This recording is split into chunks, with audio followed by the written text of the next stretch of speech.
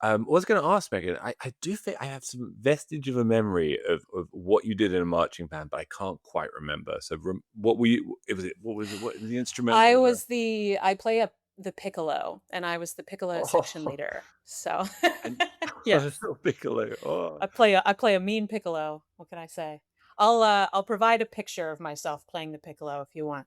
one. Yeah, It's like a it's tiny. some. Is that like a tiny It's a flute? little tiny. It's a A little little tiny teeny flute. tiny Yes, flute. it's a teeny tiny flute, and you think you can't hear us, but you absolutely can because you can hear the high end of a marching band, and that is us. You So, think you can't and I got hear? to wear a very funny outfit. We were the Trojans, so I have like a big Oh, helmet with like feathers and stuff. So I'll find a photo from somewhere.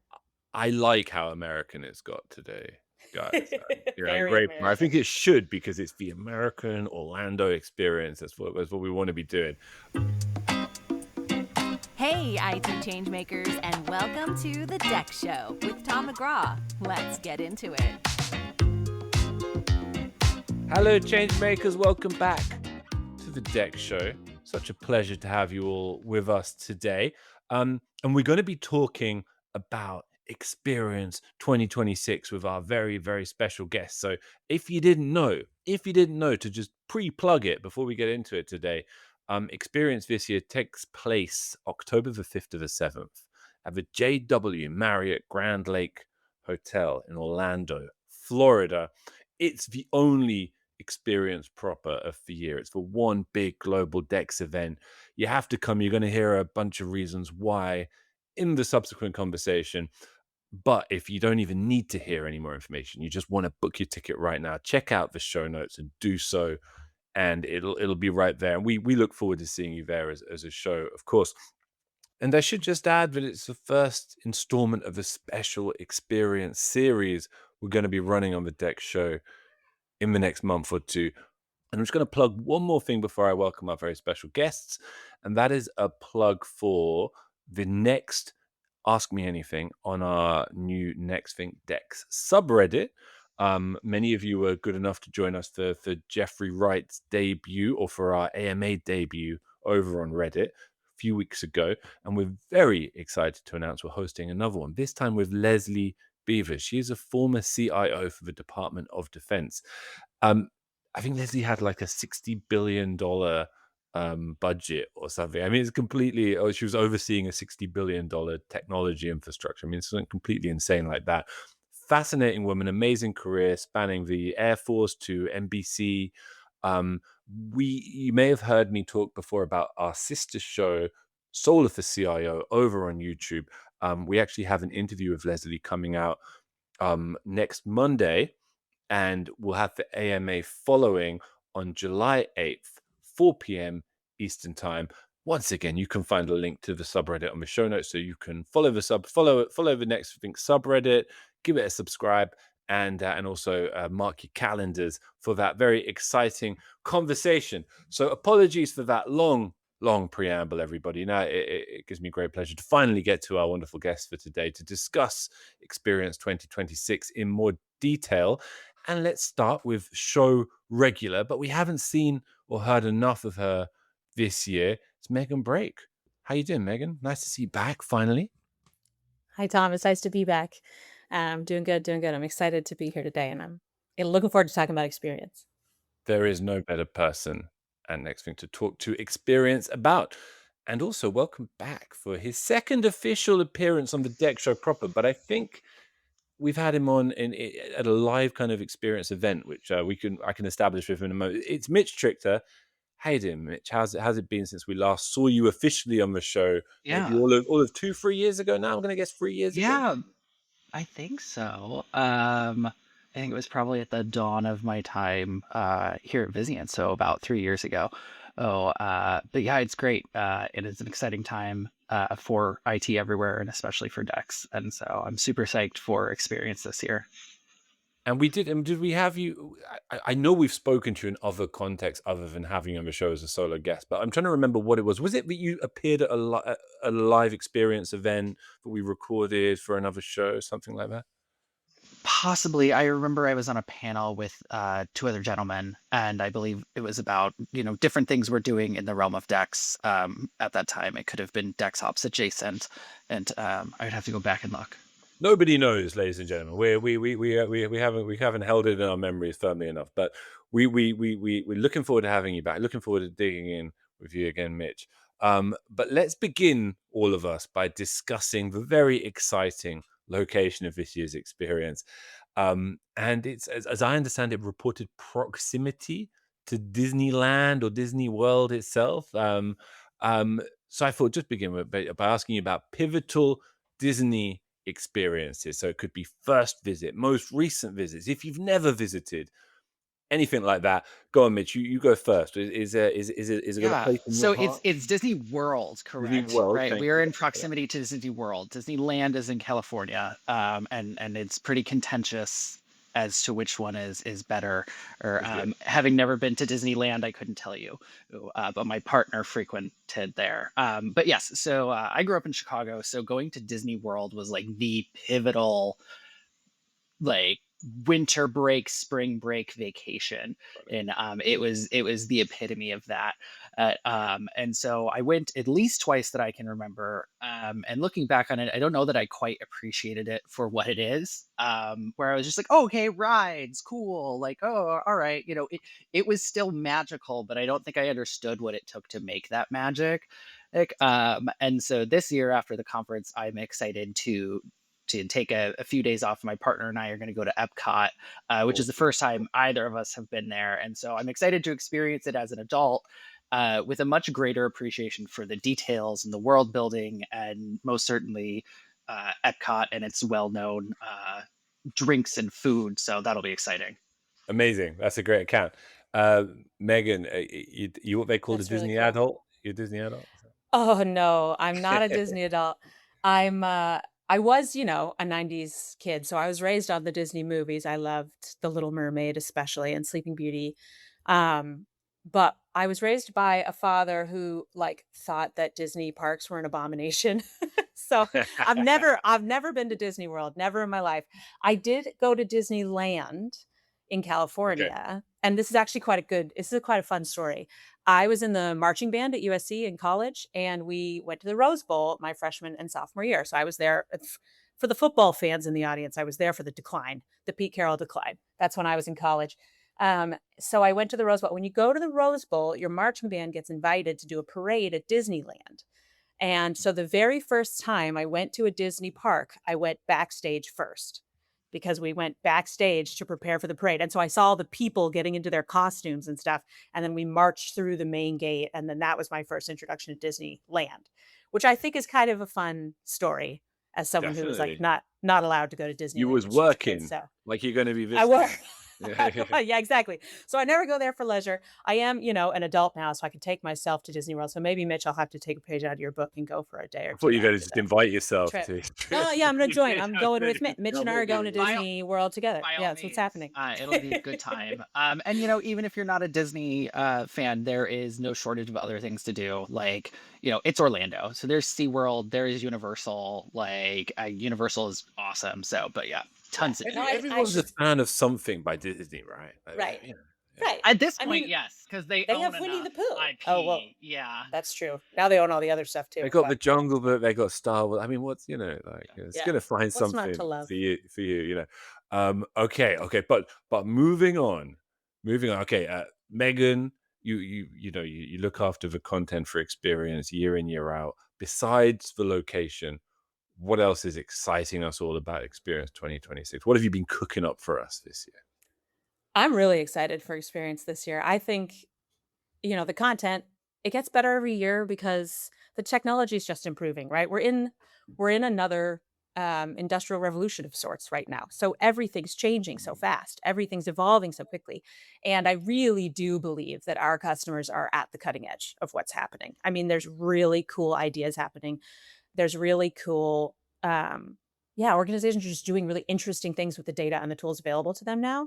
And I think we've updated the format of the conference a little bit to better facilitate that. So we're reintroducing, we've got a whole 1 day training you can take on the first day this year if you want to learn about DEXOps and DEX strategy.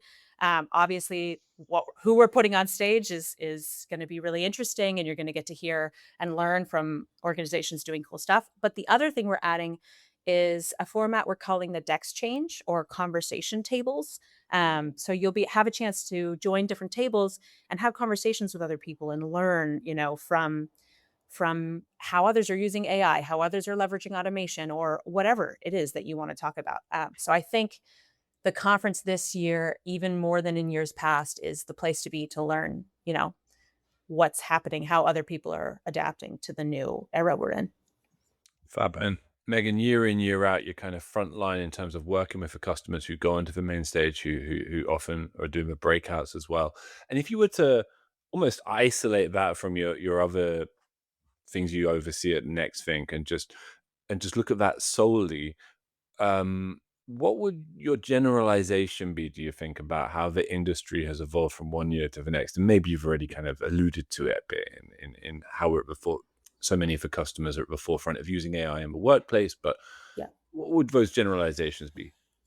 I think my generalization would be that last year's dream, 2 years ago's dream is more becoming a reality, right? That frictionless approach, that the desire for providing a consumer like experience to your employees is becoming more and more and more real.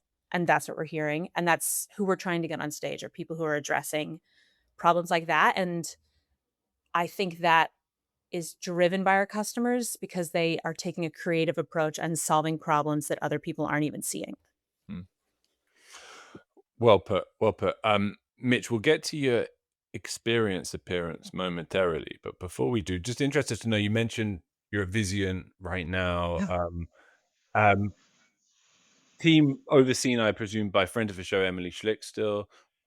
Whenever she's at the helm, right, bound to be doing Yeah. interesting, innovative, imaginative things. And what stands out to you there at the moment?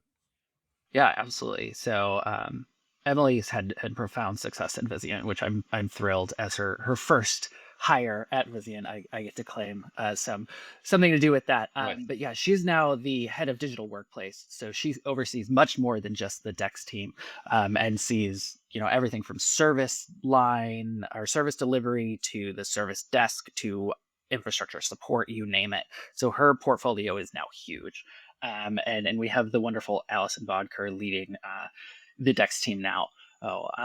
But life at Vizient, always exciting. Vizient is a place where change happens and it happens quickly. And with that, in the 3 short years I've been there, I joined and it was Emily and I, 2-person DEX team. We are now up to 9 people on the Wow. DEX team. That's And with incredible. that, the scope of our role has evolved. Yeah. So, and it wasn't a, we went 2 to 9.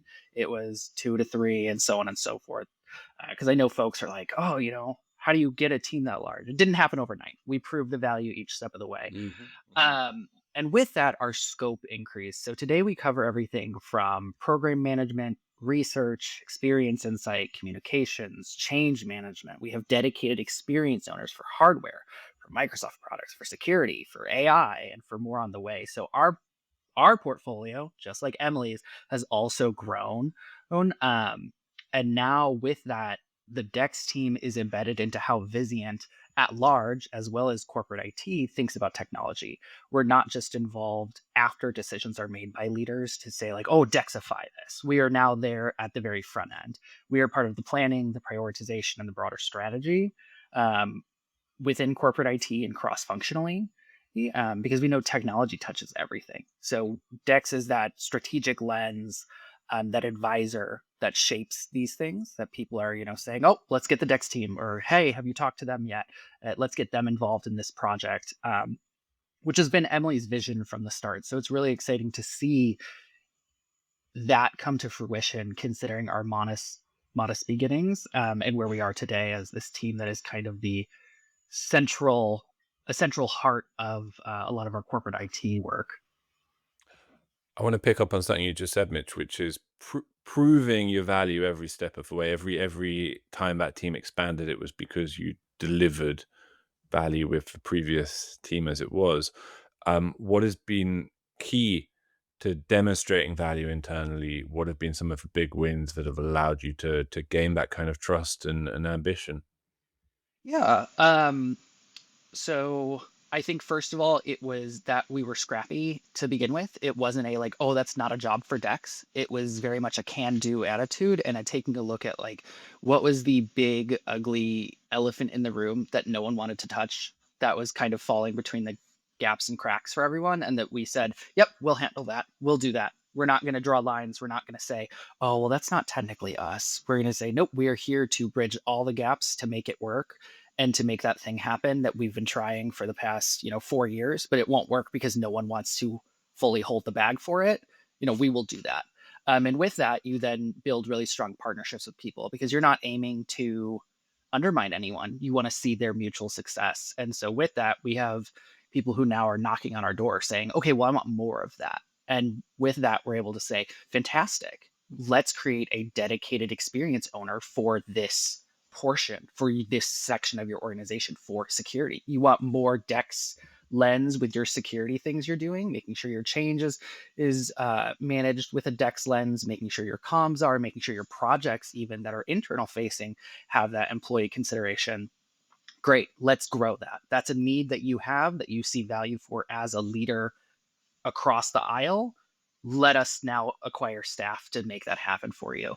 So it was really demonstrating that our benefit wasn't just to like the highest level person in the organization, but was to our peers. And that the growth of the DEX team ultimately benefited the people next to us as well as above us. And so I think that was really integral, and taking on some of those really challenging and fun projects that we now look back at and we say, cool, we built a playbook for the first time Vizient ever did A or B or C. So Mitch, jokes aside, because we were joking about not being able to remember your intermediary appearance, whatever form that was, but your original appearance actually is not easily forgotten, and I'll tell you why. I think analogies aside, which we'll get to later, you were so evidently like the outset of a Dex career, but really like idealistic, really inspired by what you were doing, and obviously for on an individual level part of a future wave of decks, right? And I'm interested, 3 years later, you know how has dex lived up to those expectations? Perhaps how hasn't it? How has it still got, where has it still got a lot to do? What is your overall sense of how those 3 years have been for the industry at large and for your career?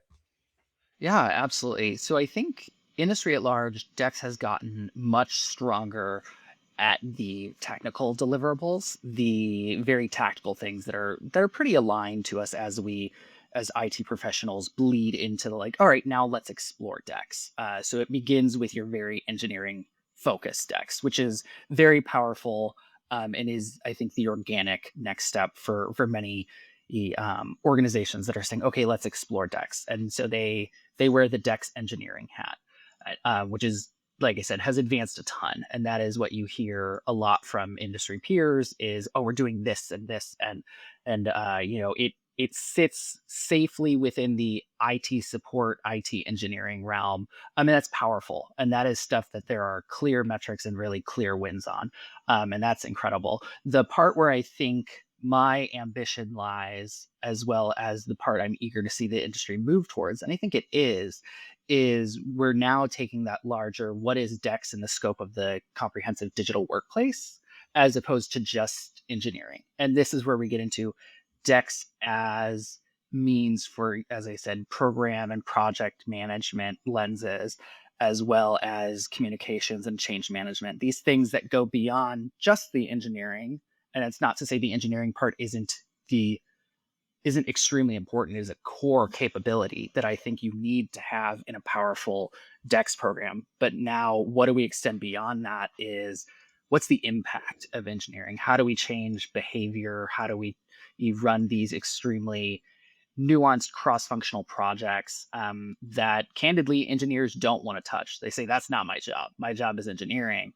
And you say, all right, well, the DEX team's going to do it. And that's a new front of the DEX team, is the DEX team as this cross-functional resource, and as the one who navigates the communication upwards and downwards in the chain to both the folks who are deeply technical and the folks who are not, and is in some ways kind of that liaison and or translator for engineers, for employees, but also for the highest level of leadership, be it IT leadership or elsewhere. They look to DEX. DEX, as I said, is kind of that central model, and I think that's where the next big push is, especially with DEXOps and saying, all right, how do you bring it to the next level?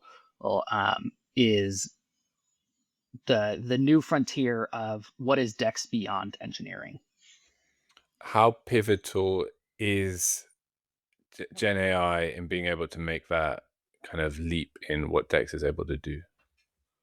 Yeah. So, I mean, candidly, we recently had the AI enablement team join the DEX team. So they're now a part of the DEX team. And with that, our intention is to go from AI being the shiny, ungoverned, exciting thing, and to make it something that we treat like the rest of our enterprise technology, and to make it something that is trusted. It's part of their everyday experience, and that they can easily discover it, understand it, trust it, use it responsibly, and get value from it.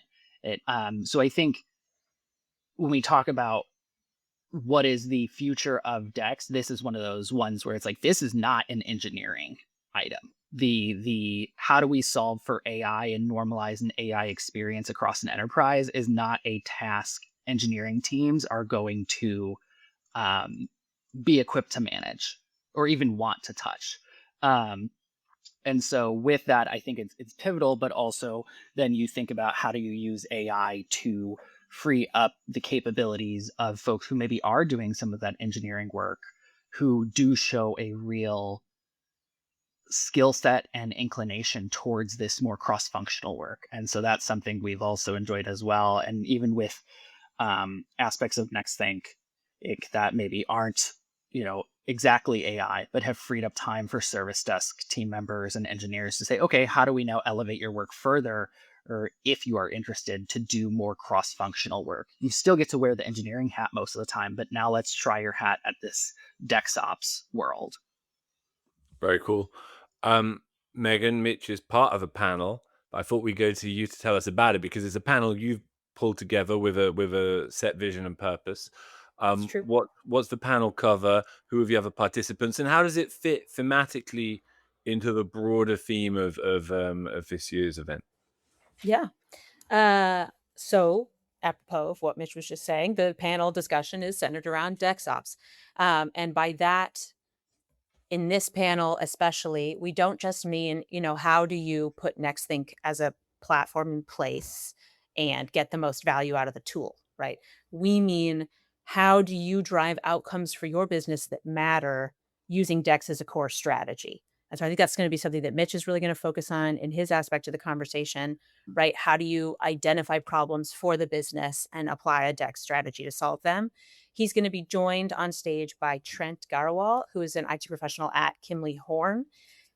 Trent has done a really good job internally of communicating the value of his team and positioning his team as kind of the allies of everybody else. You're sort of your employee advocates. They're the voice of the employee to the rest of IT.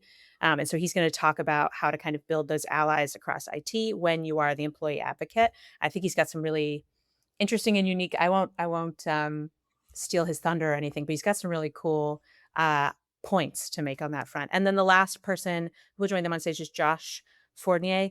He's the senior manager of IT operations at Sienna, and they've put a really interesting process in place for spreading adoption of Nexthink. So it's more focused on Nexthink as a tool, but it's how to get people to understand the data that's available, the insights that are available, and how to get them thinking creatively about what they can do with that. So I think it's going to be a really nice conversation. It's going to cover a lot of different elements of the DEXOps theory. And I hope that anyone who attends it will come away with some really, like applicable best practices they can take back to their workplace. as to how it fits into the larger theme of the conference, the theme of the conference this year is agents of change. So I think it comes back to what I was saying at the beginning about we're in this kind of next wave revolution of how technology changes the way humans exist, work, live our lives, right, day to day. And I think that a lot of the different topics we're covering at the conference, from DEX as a strategy to automation to what are you doing with AI, they all kind of tie together. If in this session with Mitch and the others, you're learning how do I apply DEX as a strategy? How do I get the most out of it? And then you can go and learn, okay, what automation strategy should I be putting in place? Or how can I apply this DEX strategy to AI, like what Mitch was just discussing? There's going to be sessions about that. So it's all kind of tying together around how do you guide your business? How do you become kind of a business strategist using DEX as to help your business move forward and be an AI first operation? Many reasons to visit.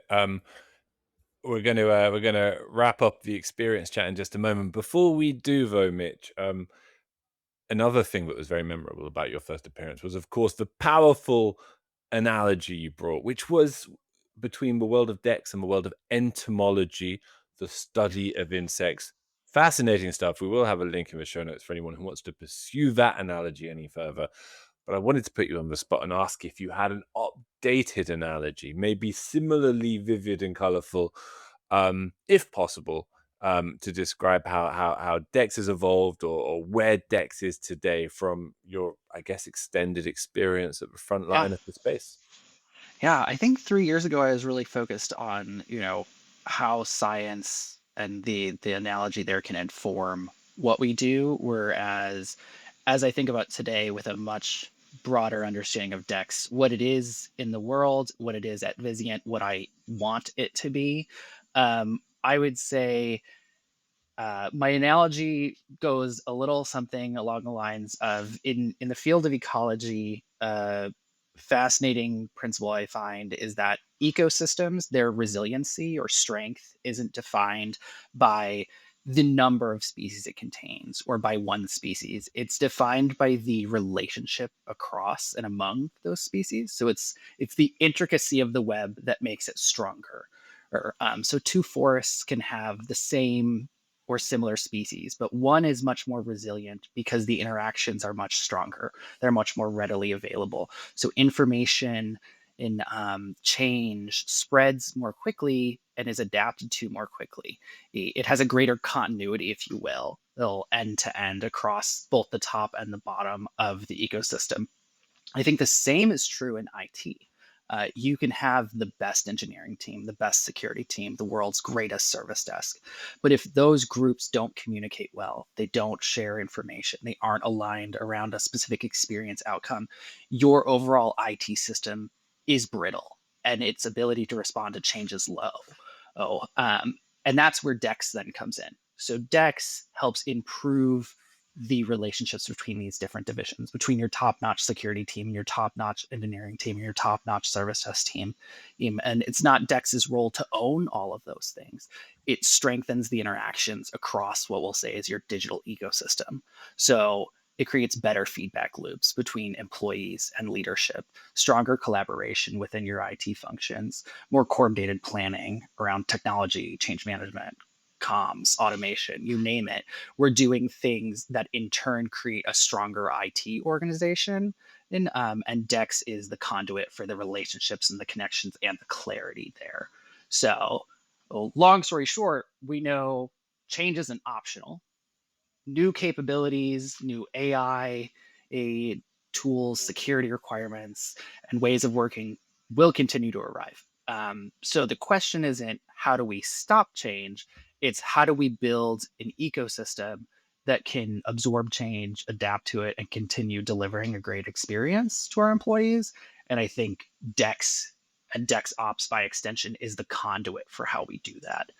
So that's my analogy: is a strong technology ecosystem has strong relationships between the different disciplines within technology, and that DEX is the way you can strengthen that. It is the intermediary for a lot of those things that brings people to the table. And so you want a strong ecosystem, think about your interactions. And I think DEX is the best place for that. A wonderful fresh analogy for 2026. Thank you, Mitch. And I have to say, like you've lived and earned that analogy by your account of how the last 3 years have been at Vizient. And it's actually really nice to hear. It sounds like, Emily's made a great hire in you, and you've got an amazing leader in Emily, and you've been able to really spread your wings as a DEX organization, and put a lot of big ideas into practice, which is phenomenal to hear. You must invite Emily back on the show for us. It's Yeah, been too long since we've had her, and absolutely. we'd like to hear about it in even more detail, and maybe you could join her. Um, Final question for you then. Actually, might not be the final. I might have another one in my back pocket, but before we get to it, um, Mitch, I think I've seen you at least 3 previous experiences. Um, why should somebody listening who perhaps hasn't visited before? Why should they come to experience 2026? What would be your main recommendation? Oh golly, if you've never been, it is hands down something you must do. Right. I think I can endorse it as something to return to, as I am a repeat attender. But if you've never been, you're really missing out on a lot of really key insights and connections that you're not going to easily find anywhere else. The time allotment for networking, as well as just learning from your peers, is a really important part that the Nexthink team, Megan included, has baked into the event.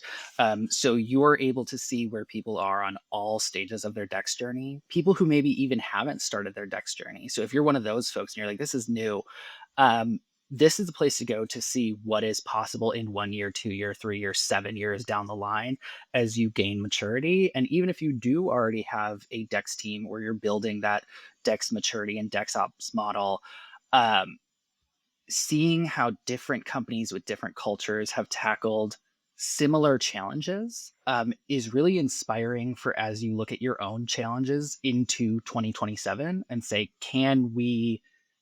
how can we apply DEX to this? Or what lens am I missing? Or who do I need to get engaged with? Um, and I think all that aside, the content that is delivered, the insights into the future of DEX from the analysts, as well as the future of tools such as Nexthink, is as well a key component. That let's say say you're not a Nexthink shop, you don't have a DEX tool shop. This is still the DEX experience. It's Awesome. the DEX, the place to be for DEX. So. Awesome. Same for you, Megan. From your very different vantage point, why would you like people most to want to come, or what do you think they will most likely get out of it? It's hard to top what Mitch just said, and I Mm, think I'm going to echo him quite a bit. But I think for me, when I watch people attend and I talk to our speakers and other people on the ground at the event, it's the inspiration that you get. So no matter where you are in your journey, as Mitch said, you can come to experience and get real concrete takeaways and inspiration and go back kind of rejuvenated to do something different, to start a new project, or maybe address some problems you've had in a new way. You're learning from each other, right? You're not you there are next think led sessions, but primarily the majority of the content are other organizations like yours in your industry, different industries, your size, bigger, smaller, leading conversations, giving you a presentation. And then, like Mitch said, we bake in a lot of time for networking. So if you attended a session and you thought it was really interesting and you didn't get a chance to ask a question at the end, find that person during the break. They want to talk about what they're doing. They want to share. Everybody who's there wants to, learn and grow. So it really is a unique experience, I think, to learn from each other and to kind of to grow together. So many of the world's best and most ambitious digital workplaces and digital workplace leaders in one place. Absolutely. Absolutely. Bonus question for you both, because last few years we've always had a big London event, we've always had a big US event, big UK event, big US event, you know what I mean. And this year, just for US event. So let's say we were talking to English listeners only, or indeed any European who's thinking about making the trip across the Atlantic. Um, why, what should they expect? Why should they want to go to Orlando? And here's maybe the clincher of a decision in October. You know, what might motivate them to make that booking and give themselves that experience, Megan? I will admit I've never been to Florida in October, but I hear it's not as hot as it is in the Oh, summer. I hear um, it's actually a lovely time of year in Orlando. That's what my colleagues who live in lovely. Florida tell me, that it's a really nice time of year to come down to Florida and to explore. So um, that's probably what I would say, is that the weather should be nice. It won't be cold. It's supposed to be really nice and warm and lovely in Florida in October. Not always nice and warm and lovely in October in London or many other parts of Europe. Mitch, anything to add there that might seduce Yeah. somebody from one side of the world to the other? So the good news is that early October does not coincide with any school or university based breaks or vacations, so it will not be very crowded if you choose to spend time there, either pre or post the conference, which I recommend, especially if you're making the travel across the pond, because there is some really cool stuff to see in Orlando. And like we said earlier, if you're not a Disney person, there is still plenty to see. And if you're not into any of that, still it's a good time. The hotels and resorts there, they all have pools, and it's a good time to go sit by the pool, get one last chance at kind of summer, but not too hot. It'll be nice. Um, Before we all hunker down, myself included, as someone from Chicago, for a long winter. So would recommend for that. And then if you're a science nerd like me, there's a lot of cool plants and animals and all of that good stuff. So I was excited for that.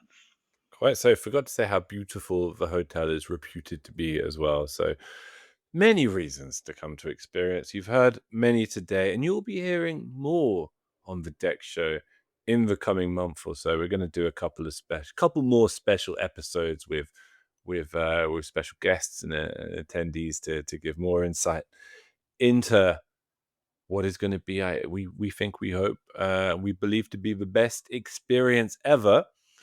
Meantime, though, we look forward to seeing you both there in person, Mitch and Megan. And thank you so much for joining us, Mitch, for the second time. It's been lovely to have you back, Megan. We'll see you again much sooner, we're sure. And thank you both so much. Yeah, Thank absolutely. you. This was great. That's it for this week's Deck Show. We'll be back next week. And if you don't already, be sure to follow the show so you don't miss an episode. Until next time.